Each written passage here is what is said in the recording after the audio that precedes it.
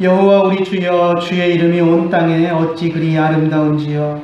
주의 영광이 하늘을 덮었나이다. 주의 손가락으로 만드신 주의 하늘과 주께서 베풀어 두신 달과 별들을 내가 보오니, 사람이 무엇이기에 주께서 그를 생각하시며 인자가 무엇이기에 주께서 그를 돌보시나이까.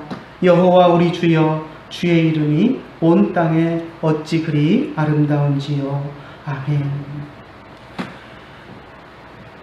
참 좋으신 하나님 아버지, 은혜를 감사합니다. 오늘도 주님 앞에 나와서 예배하는 복을 누리게 하시고, 예배할 때 하나님을 온전히 우리의 마음속에 품고 주님을 향하며 우리의 눈으로 주님을 바라볼 수 있도록 인도하여 주심을 감사를 드립니다. 우리가 드리는 이 예배를 받아주시고, 예배 가운데 우리가 주님을 만나며 주님께서 주시는 놀라운 은혜와 평강을 누리는 귀한 예배의 시간이 될 수 있도록 인도하여 주시옵소서. 오늘도 주님께서 우리와 함께하여 주시고 우리를 만나 주실 줄 믿사옵고, 우리 주 예수님의 이름으로 기도드리옵나이다. 아멘. 주여 의지없어서 손들고 옵니다. 주 나를 외면하시면 나 어디 가는가. 내 죄를 씻기 위하여 피 흘려 주시니 고백의 하는 마음으로 주 앞에 옵니다. 아멘.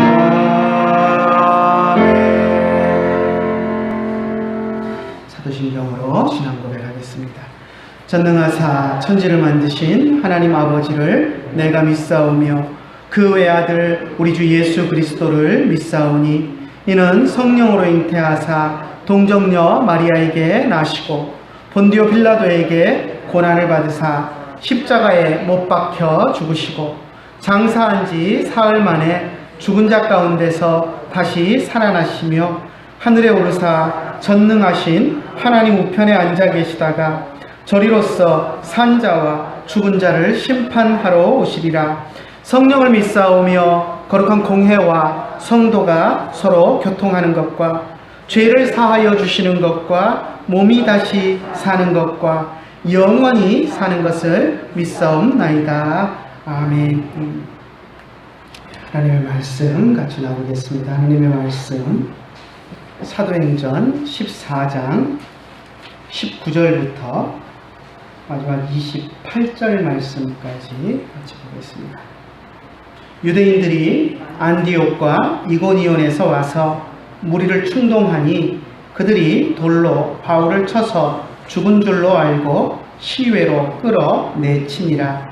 제자들이 둘러섰을 때에 바울이 일어나 그 성에 들어갔다가 이튿날 바나바와 함께 더베로 가서 복음을 그 성에 전하여 많은 사람을 제자로 삼고 루스드라와 이고니온과 안디옥으로 돌아가서 제자들의 마음을 굳게 하여 이 믿음에 머물러 있으라 권하고, 또 우리가 하나님의 나라에 들어가려면 많은 환난을 겪어야 할 것이라고 하고, 각 교회에서 장로들을 택하여 금식 기도하며 그들이 믿는 주께 그들을 위탁하고 비시디아 가운데로 지나서 밤빌리아에 이르러 말씀을 버가에서 전하고 아달리아로 내려가서 거기서 배 타고 안디옥에 이르니, 이곳은 두 사도가 이룬 그 일을 위하여 전에 하나님의 은혜에 부탁하던 곳이라. 그들이 이르러 교회를 모아 하나님이 함께 행하신 모든 일과 이방인들에게 믿음의 문을 여신 것을 보고하고 제자들과 함께 오래 있으니라. 아멘.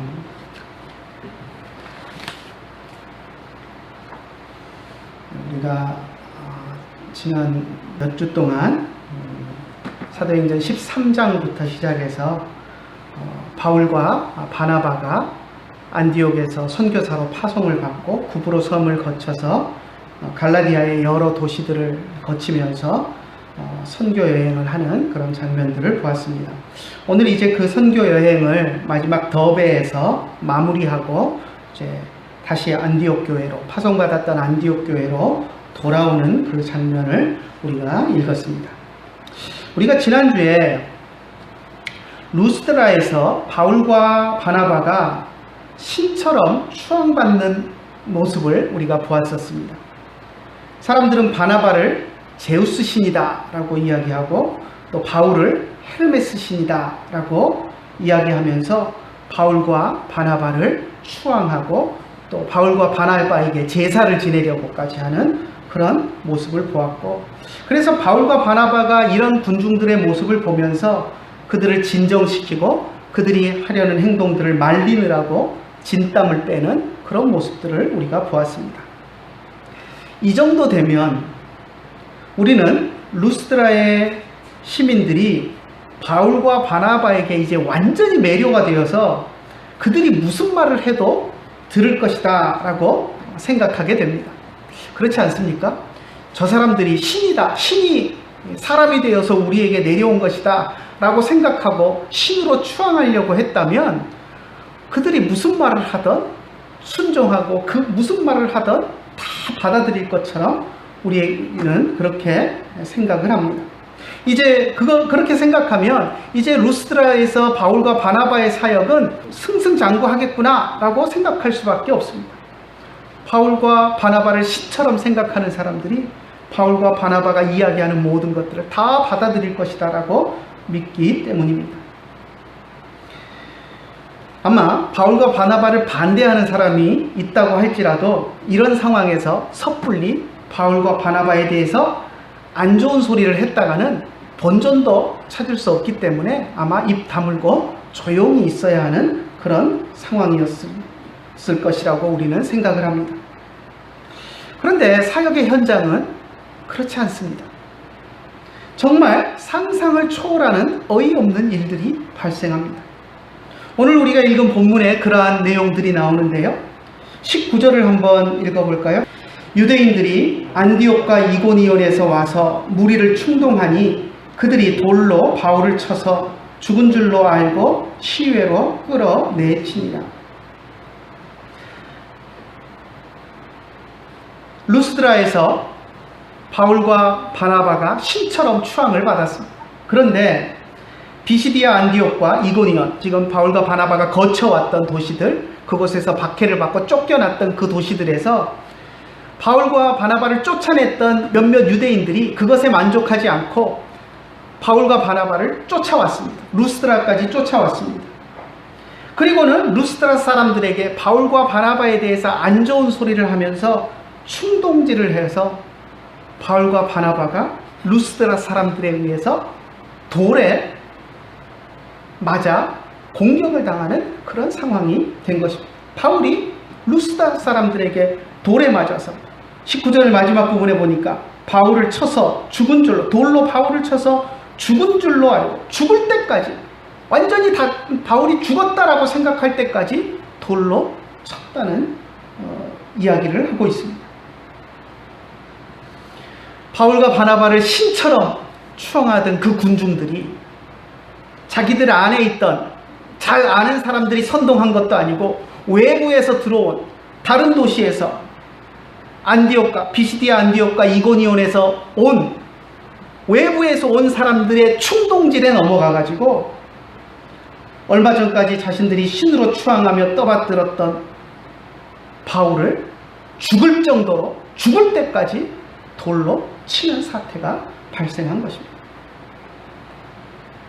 세상 사람들이 주는 인기와 존경이 얼마나 허무한 것인가 하는 장면을 여실하게 보여주는 것입니다.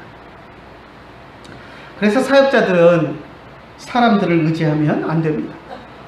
조석으로 변하는 사람이 아니라 언제든지 변치 않으시는 하나님만을 바라보고 사역해야 합니다. 오늘 나를 신으로 추앙하던 사람들이 내일 내 뒤에서 돌을 던질 수 있다는 것을 우리는 기억해야 합니다. 사람들이 바울과 바나바를 신으로 떠받들고 추앙한 후에 바울을 돌로 치는 이 장면이 나올 때까지 시간이 얼마나 흘렀을까요? 그리고 바로 성경상으로는 18절과 19절입니다. 18절에서 신으로 추앙했던 장면이 나오고 그 다음에 19절에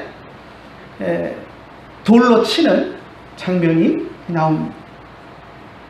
19절과 18절 사이에 며칠의 시간이 지났는지 몇 달의 시간이 지났는지 우리는 알 수 없습니다. 지금 본문에 보니까 바나바는 봉변을 당하지 않고 바울만 돌로 친 것을 보면 바로 그 자리에서 일어난 사건은 아닌 것 같습니다. 신으로 추앙하다가 그 자리에서 외부 사람들이 와서 충동하니까 돌을 던진 것은 아니고 아마도 며칠이 되었건 몇 달이 되었건 어느 정도 시간적인 경과가 있었던 것으로 보입니다. 사람들이 바울을 죽을 때까지 돌로 쳤습니다.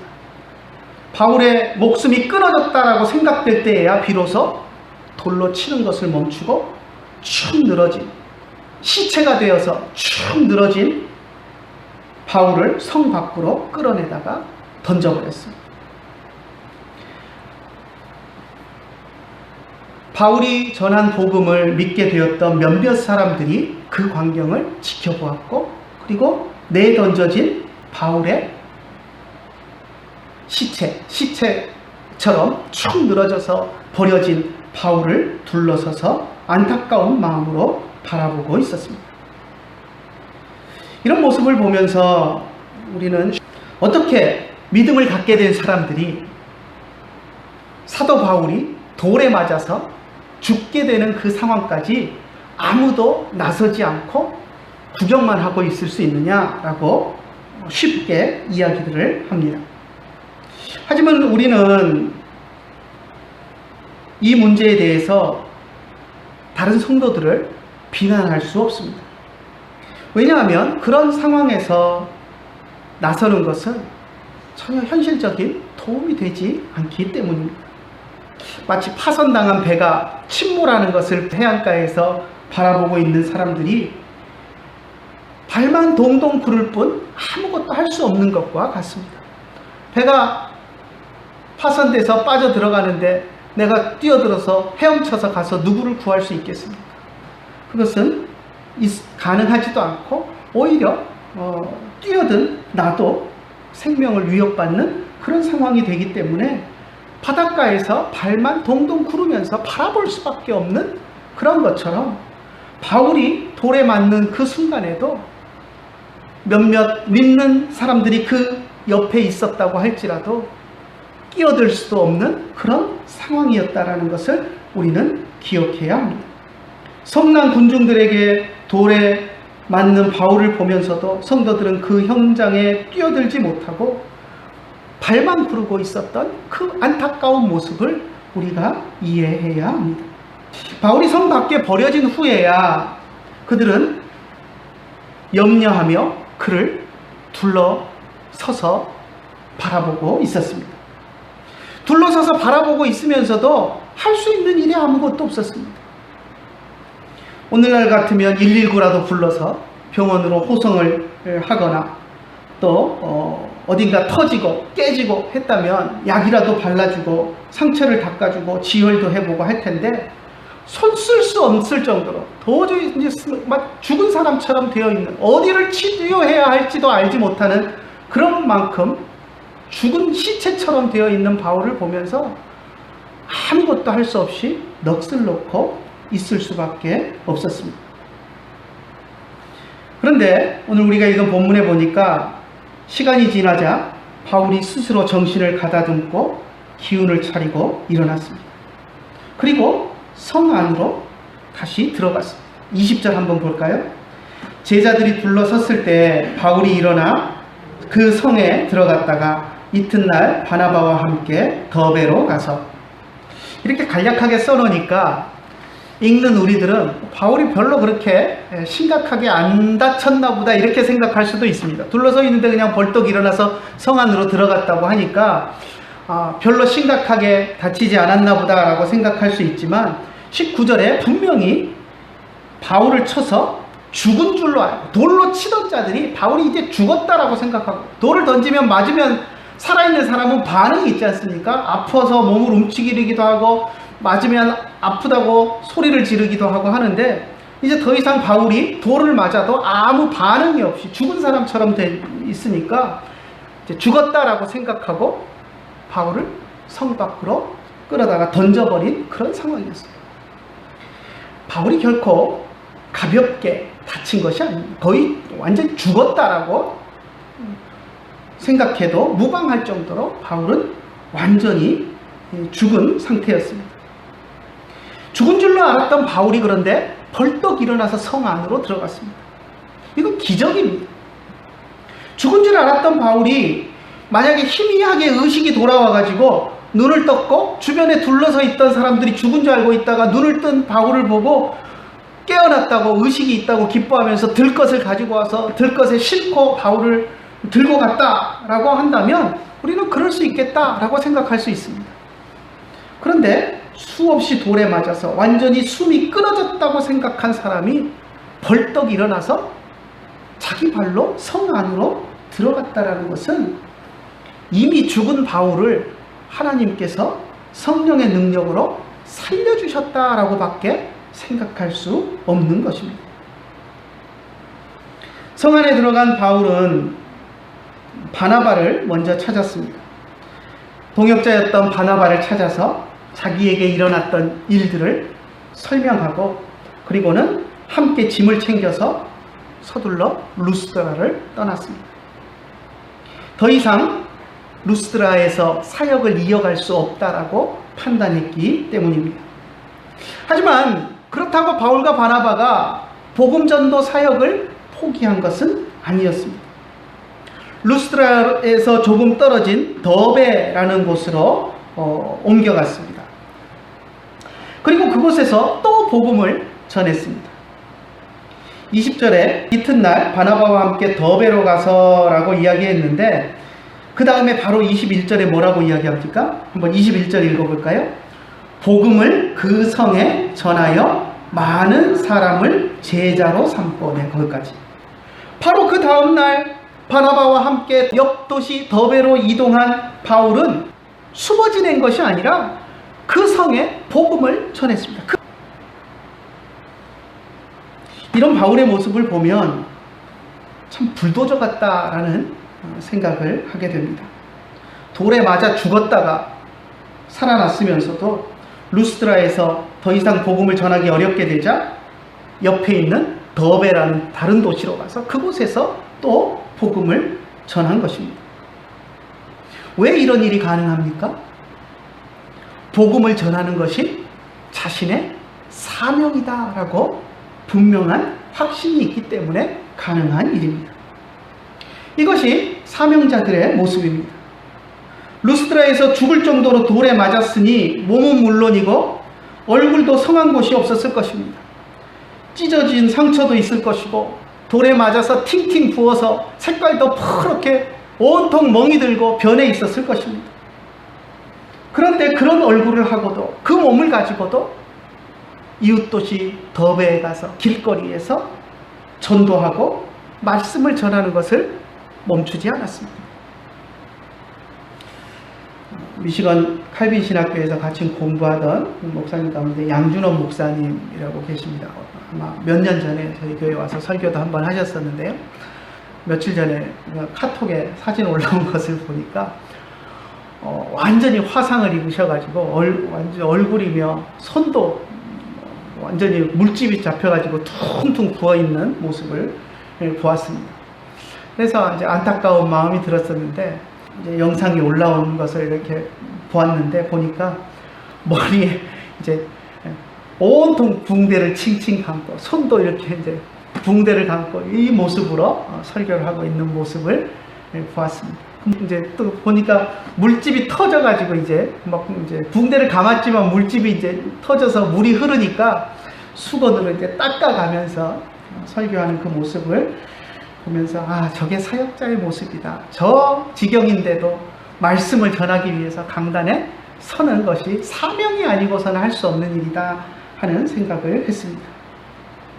그러면서 20년 전 제가 미국 땅에 처음 가서 교통사고 났을 때 생각이 났습니다. 한국에서 운전면허를 처음 막 따가지고 미국을 갔기 때문에 미국에서 이제 처음 초보 운전을 시작을 했는데, 가서 유학생 교회 두 곳을 맡으면서 갔던 테네시에서 오후 1시에 예배를 드리고, 예배 끝나자마자 1시간 운전해서 북쪽으로 바로 위에 있는 켄터키주로 넘어가서 또 학생들 예배 인도를 하고 매주 그렇게 했는데, 2달쯤 되었을 때인가 가던 길에 사고가 났습니다. 70km, 이제 보통 45마일, 50마일 속도인데 우리 미터로 계산하면 시속 한 70km, 80km로 달리는 지방 도로, 고속도로이긴 한데 이제 왕복 2차선, 편도 1차선인 시골길입니다. 시골길 꼬불꼬불한 고속도로인데, 깜빡 졸았는지 이제 차가 길 밖으로 갓길로 이렇게 나가면서 길 옆에 이제 그 길 차선을 벗어나면 알 수 있도록, 운전자가 알 수 있도록 더들더들하게 이렇게 만들어 놓은 것이 있는데, 그 드들드들 하는 그 소리에 깜짝 놀라서 깼습니다. 그러면 그냥 핸들 가볍게 잡고 조금만 이렇게 안쪽으로 움직여주면 되는데, 초보 운전의 특성이 뭡니까? 그냥 핸들을 확 꺾는 겁니다. 제가 그때 그랬습니다. 오른쪽으로 차선을 벗어나는 것 같이 덜덜덜 하니까 놀래가지고 확 꺾었습니다. 그랬더니 차가 중앙선을 확 넘어갑니다. 그러니까 어떻게 합니까? 또 놀래가지고 반대로 또 확 꺾었습니다. 그랬더니 더 이상 그때부터는 차가 통제가 안 됩니다. 출렁출렁 하다가 중앙선을 넘어서 반대편 가로수 사이로 날랐습니다. 차가. 아마 그 가로수를 박았으면 그 자리에서 죽었을 겁니다. 그런데 다행히 가로수 사이로 날랐습니다. 그리고는 가로수 사이로 날랐는데 완전히 영화 찍는 것처럼, 그 순간에는 아, 이렇게 사람이 죽는구나 하는 생각을 했습니다. 그런데 가로수 사이로 날라서 길보다 한 1, 2m가 이제 낮은 그런 뭐 언덕, 야산처럼 되어 있는 그런 지역이었는데, 툭 떨어져가지고 다행히 차가 뒤집어지지 않고 그대로 떨어져서 덜덜덜덜 굴러가다가 나무를 쾅 받고 섰습니다. 그때 에어백이 터지고 하면서 에어백에 얼굴을 맞아가지고 완전히 정신은 잃지는 않았지만 얼굴이 이제 그 에어백이 상당히 거칠더라고요. 그때 맞아가지고 온통 긁히고 피나고 멍들고 한 그런 상태였습니다. 근데 그때 쾅 에어백에 부딪히고 나서 아, 내가 죽지 않고 살아있구나 하는 것을 깨달았을 때 제가 제일 먼저 한 행동이 뭔지 아십니까? 시계를 봤습니다. 그리고는 예배 시간 10분밖에 안 남았는데 10분 안에 예배 드리러 가야 되는데 그 생각밖에 안 나는 겁니다. 그래서 이제 다행히 그 차가 이제 충격을 받으면 이제 불나지 않도록 하기 위해서 엔진을 꺼버리는, 셧다운 시키는 그런 장치가 있어서 이제 차는 안전하게 셧다운이 됐고, 그리고 이제 그 옆에 집에 있던 아저씨가 나타나서 배터리는 제거하는 게 좋다 그래서 이제 배터리는 제거해놓고 안전장 조치를 해놓고, 그리고 나서 길 위로 올라가가지고 지나가는 차 히치하이크를 해가지고 자초지정을 이야기하고 교회 예배 인도해야 되니까 좀 태워달라고 해서 한 10분쯤 아마 늦었던 것 같습니다. 가서 그때 얼음주머니에 얼굴을 문질러 가면서 그렇게 해서 예배 인도를 했던 기억이 납니다. 왜 그렇게 하겠습니까? 그것이 나의 사명이다. 내가 목숨을 걸고라도 지켜야 내 사명이다 라고 생각하기 때문에 그렇게 할 수밖에 없는 것입니다. 바울도 돌에 맞아 터지고 일그러지고 팅팅 부은 몰골로 더베에서 쉬지 않고 복음을 전했습니다. 이런 바울의 사역으로 더베에서도 바울과 바나바는 많은 결신자들을 얻었습니다. 21절에 보니까 많은 사람을 제자로 삼았다라고 이야기합니다. 얼마나 오래 더베에 머물렀는지는 우리가 알 수 없습니다. 그냥 그 성에 복음을 전했고 많은 사람을 제자로 삼았다 이것만 나오기 때문에 한 달을 머물렀는지 1년을 머물렀는지 우리는 전혀 알 길이 없습니다. 아무튼 그곳에서 열정적으로 그렇게 돌에 맞아 죽을 지경이 되었는데도 그 다음 날부터 더베에서 복음을 전해서 많은 사람을 제자로 삼았다라고 이야기합니다.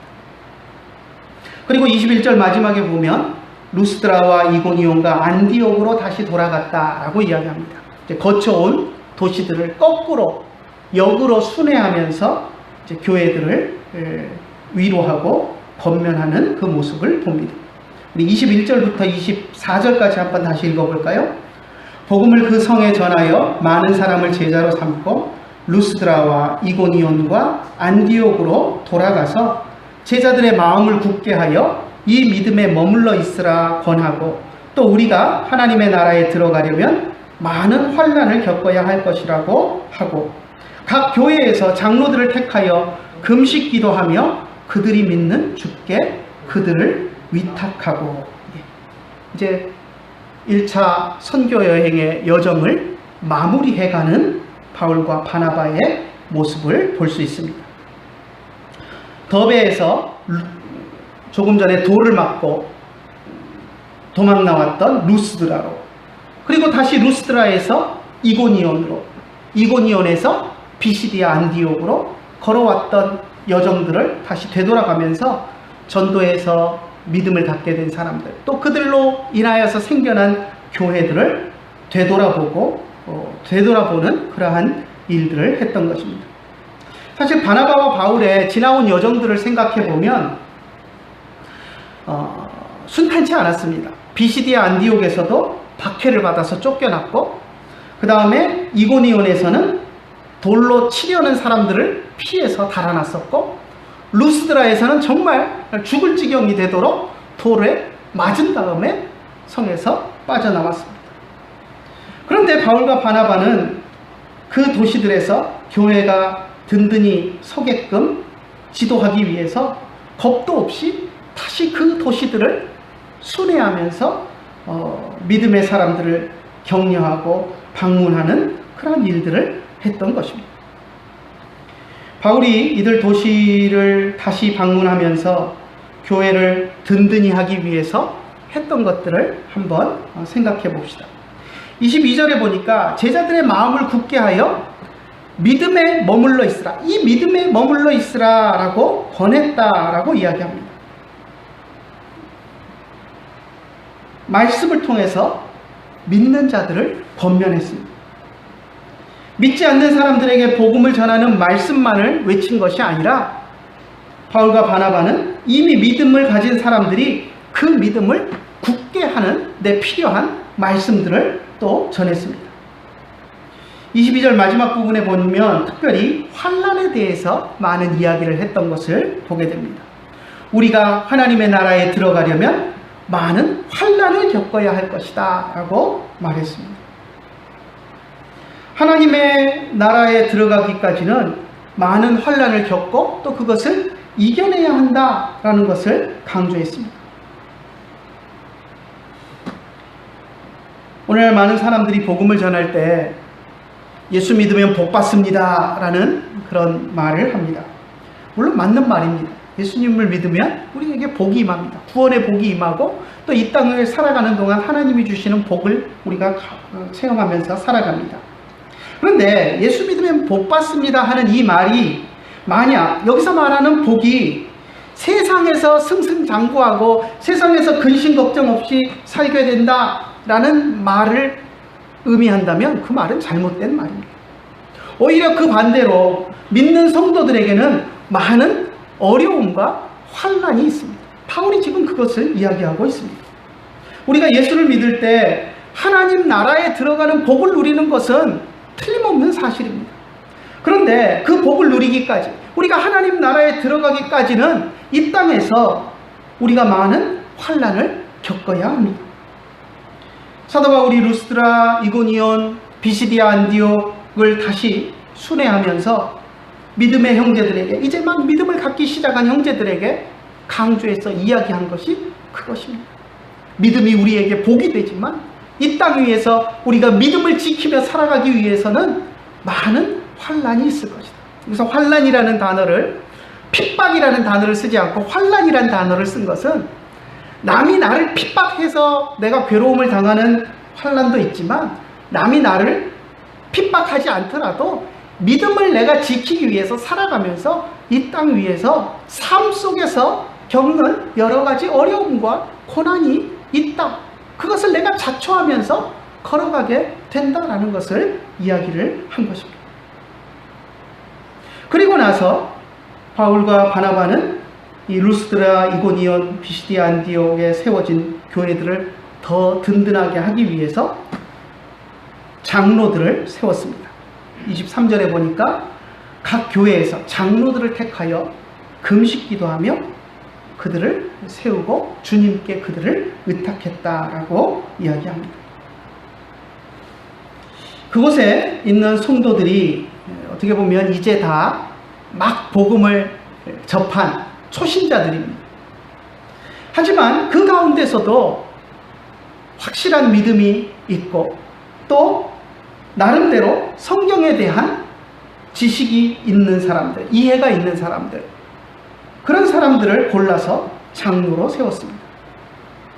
이 장로, 여기서 장로는 초대교회 때 장로는 오늘날 우리가 생각하는 장로의 개념과는 조금 다릅니다. 이제 보통 장로를 이야기하면 가르치는 목사 장로, 이제 말씀을 가르치지는 않지만 교회를 돌아보고 다스리는 치리 장로, 뭐 이렇게 우리가 오늘날 구분을 하지만 그 개념과도 여기서는 좀 더 다른 것 같습니다. 이 초대교회는 또 장로라는 명칭이 치리 장로냐, 가르치는 목사 장로냐 이 구분도 없이 많이 사용되고 있지만 여기서 장로의 역할은 치리 장로, 목사 장로를 구분하는 그런 용어와도 또 좀 다른 면이 있는 것 같습니다. 왜냐하면 이 시기에 초대교회는 아직 어떤 교회의 그런 정치 형태나 조직이나 이런 것들이 확립이 되지 않은 상태였고 이제 막 생겨난 교회들이 가장 뭐랄까 오늘날 그 사회적인 용어로 하면 이제 예배를 드리고 교회를 이루어가면서 벤치마킹을 해서 어떻게 교회를 운영해 나갈 것인가 하는 그것을 벤치마킹하는 것이 유대인들의 회당의 모습에서 이제 벤치마킹을 해서 교회를 처음 시작을 해 나갔습니다. 그러니까 아마도 여기서 이야기하는 장로는 오늘날 우리가 생각하는 장로라기보다는 유대교 회당의 회당장과 같은 역할을 하는 그런 사람이 아니었을까 하는 생각을 해봅니다. 유대인 회당에 보면 회당장들이 여럿 있어서 우리가 앞에서도 살펴보았죠.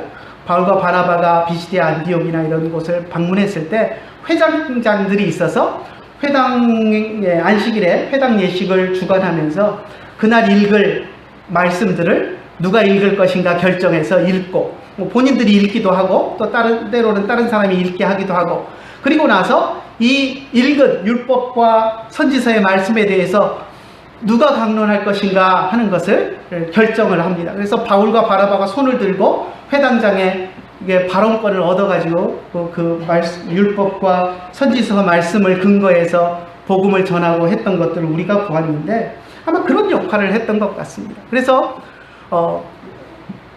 성도들이 모이는 교회 예배의 모든 것들을 이제 종합해서 결정하고 때로는 하나님의 말씀을 강독하고 읽는 것도 하지만 또 강론이 설교와 같은 강론이 필요할 때는 이 장로들이 본인들이 하기도 하지만 또 성도들 가운데 충분한 성경 지식이 있다고 판단되는 사람들에게는 또 자격을 주어서 설교를 할 수 있게 하기도 하고 또 때로는 이제 지역에 순회 전도자가 오는 경우 뭐 아볼로 같은 그런 사람들이 이렇게 에베소에서 고린도로 이렇게 다니면서 말씀을 전했던 것을 아는데 그런 순회 전도자들이 만약에 도시에 오게 되면 그 사람들을 판단해서 저 사람에게 말씀을 설교를 시켜도 될 것인지 아닐 것인지 이제 판단해서 결정해서 말씀을 전하게 하고 하는 아마 그런 회당장과 같은 역할을 하지 않았을까 하는 생각을 해봅니다.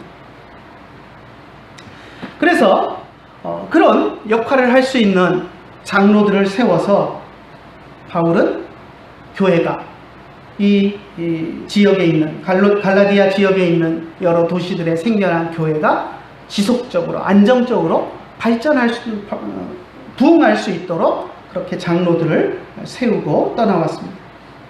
각 교회 장로들을 세울 때 바울은 온 교회와 함께 금식 기도하며 장로들을 세웠습니다.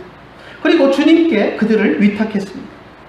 하나님께서 주시는 특별한 은사가 없이는 장로의 사역을 감당할 수가 없기 때문에 하나님께서 장로로 세움받은 사람들에게 교회를 섬기는 데 필요한 특별한 은사를 주시도록 온 교회가 금식하며 간절한 마음으로 기도하고 또 하나님께 그들을 의탁한 것입니다.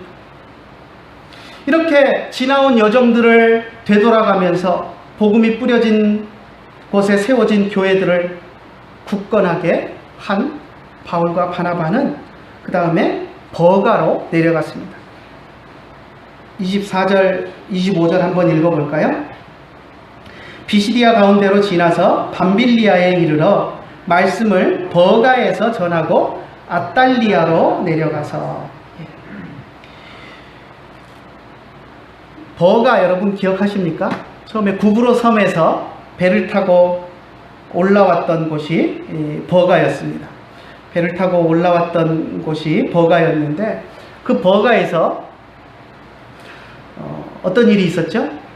같이 사역에 동참했던 마가 요한이 더 이상 나는 힘들어서 못 따라가겠다라고 해가지고 집으로 돌아갔던 일이 있었던 것이 버가입니다. 이제 이 버가로 내려왔습니다. 아마 올라갈 때는 버가에서 말씀을 전했다라는, 그곳에서 전도했다라는 이야기가 없습니다. 아마도 이 마가 요한이 돌아간다고 말썽을 부리는 통에 그곳에서 아마 전도하지 못하고 많은 시간을 허비하고 그리고 비시디아 안디옥으로 올라갔던 것 같습니다.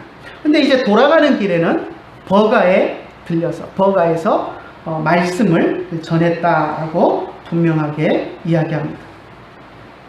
자, 그리고 나서 아탈리아로 내려갔다고 하는데 이 버가 바로 곁에 있는 해안가에 있는 큰 항구 도시가 아탈리아입니다. 이 버가는 이제 지도상에서 보면 여기에 보면 이제 강이 하나 있는데요. 커다란 강이 하나 있는데 버가는 강 하구에서 그러니까 내륙적으로 상당히 들어가는 곳에 있습니다. 그러니까 배가 이제 버가도 항구 도시기는 한데 강을 타고 들어가서 안쪽에 있는 내륙에 있는 강을 끼고 있는 항구고 그 밑에 이제 이제 바닷가에 있는 더 큰 항구가 아탈리아입니다. 그래서 이제 처음에 이 지역으로 올라올 때는 버가에 배를 대고 거기서 이제 내려서 올라왔는데 이제 다시 돌아갈 때는 버가에서 배를 탄 것이 아니라 더 밑으로 내려가서 그 큰 바닷가에 있는 항구 도시 아탈리아에 가서 그곳에서 이제 배를 타고 수리아에 있는 안디옥으로 돌아가는 그런 모습을 보여줍니다. 그래서 자신들이 파송했던 이제 안디옥 교회로 이렇게 해서 이제 돌아가는데요. 돌아가서 보면 여정 가운데서 하나님이 주셨던 은혜를 나누고 보고하는 모습을 보게 됩니다. 27절 한번 읽어볼까요? 그들이 이르러 교회를 모아 하나님이 함께 행하신 모든 일과 이방인들에게 믿음의 문을 여신 것을 보고하고 선교여행을 마치고 자기들을 파송했던 안디옥 교회로 돌아가서 선교 사역에 대한 보고를 하고 상당 기간 그곳에 머물러 있었습니다. 그러니까 13장 1절부터 14장 오늘 마지막 읽은 28절까지 바울과 바나바의 1차 선교 여행의 여정을 보았습니다. 그 여정을 우리가 쭉 살펴보면 때로는 힘들고 어려운 여정이었고 또 때로는 목숨을 위협받는 일들도 있었지만 바울과 바나바는 그것이 하나님이 주신 사명이다라고 생각했기 때문에 그 사명 때문에 생명을 걸고 그 일들을 감당했습니다. 또 바울과 바나바가 선교 여행 일정을 마무리하면서 각 교회마다 교회를 이끌고 갈 장로들을 세우는 모습들도 우리가 보았습니다. 장로들은 장로로 세움을 받았지만 자기들도 초신자 불과했습니다. 하지만 교회를 위해서 장로로 세움을 받아서 자기들이 목사도 아니고 사도도 아니지만 목사도 사도도 없는 그런 상황에서 교회를 이끌고 갈 그런 사명을 맡아서 또 지혜롭게 교회를 이끌고 가게 되었던 것들을 보게 됩니다. 그들은 또한 하나님께서 주신 장로의 사명을 무겁게 여기고 자신들이 부족하지만 그 사명을 감당하기 위해서 또 최선을 다했을 것입니다. 오늘 우리가 읽은 본문들을 다시 되새겨보면서 하나님이 우리에게 주신 사명은 무엇인가 한번 생각해 보기를 원합니다. 저에게는 목사로서 하나님이 주신 사명이 있습니다. 그 사명이 있기 때문에 사고가 나서 얼굴이 박살이 났어도 얼음주머니로 문질러 가면서 그렇게 예배 인도를 했었고 또 그렇게 예배를 위해서 달려갔었습니다. 여러분에게는 어떤 사명을 하나님께서 주셨습니까? 하나님이 주신 사명이라고 생각하면 어떤 직분이나 어떤 포지션도 어떤 위치도 소홀히 여길 수 없습니다. 아무리 하찮게 보이는 일이라고 할지라도 하나님이 그것을 나에게 사명으로 주셨다라고 한다면 그것을 결코 하찮게 여길 수가 없습니다. 목숨을 걸고 내가 지켜야 할 자리인 것입니다. 하나님이 나에게 주신 사명이 무엇인가 한번 깊이 생각해보는 여러분들이 되시기를 부탁을 드립니다. 과연 나는 하나님이 주신 사명을 목숨처럼 소중히 여기고 그 사명에 충성하고 있는가? 아니면 손해보기 싫고 불편한 것이 싫어서 적당히 하면서 눈치나 보고 적당히 타협하면서 살아가고 있지 않은가? 우리의 모습을 돌아보아야 합니다. 그리고 하나님께서 나에게 주시는 사명이 무엇인지 깊이 생각하고 하나님 앞에서 하나님이 나에게 주신 사명에 내가 목숨을 걸고 그 일에 충성하며 주님 오시는 그날까지 그것이 아무리 작고 하찮게 보일지라도 주님이 내게 주신 사명이라고 생각하고 붙들고 주님 앞에 충성하며 살아가겠습니다 라고 다짐하는 여러분들이 되시기를 간절히 축원합니다. 기도하겠습니다. 하나님 아버지 은혜를 감사합니다. 오늘 저희들이 바울과 바나바가 1차 선교여행을 마무리하는 그런 모습을 보았습니다. 죽도록 돌에 맞고 그리고도 더베로 옮겨가서 그곳에서도 하루도 쉬지 않고 또 복음을 전하는 열정을 보였고 또 여러 교회에 세워진 교회들을 든든하게 하기 위해서 사명자로서 장로들을 세우고 돌아오는 그 모든 과정들을 보았습니다. 하나님 우리에게 주신 사명을 우리가 기억할 수 있도록 인도하여 주시고 깨달을 수 있도록 인도하여 주시고 망각하지 않도록 주님 인도하여 주셔서 하나님이 우리에게 주신 그 사명의 자리에 우리가 서서 그 사명을 위해서 우리의 모든 것을 걸고 주님 오시는 날까지 그 자리에서 이탈하지 않고 탈영하지 않고 주님이 주신 그 자리를 지키며 충성하고 봉사하는 우리들이 될 수 있도록 인도하여 주시옵소서. 오늘도 귀한 말씀을 주심을 감사드리며 우리 주 예수님의 이름으로 기도드리옵나이다. 아멘. 전하고 기도해 매일 증인되리라. 세상 모든 사람 다 듣고 그 사랑 알도록 온 세상 위하여 이 복음 전하리. 저죄인 회개하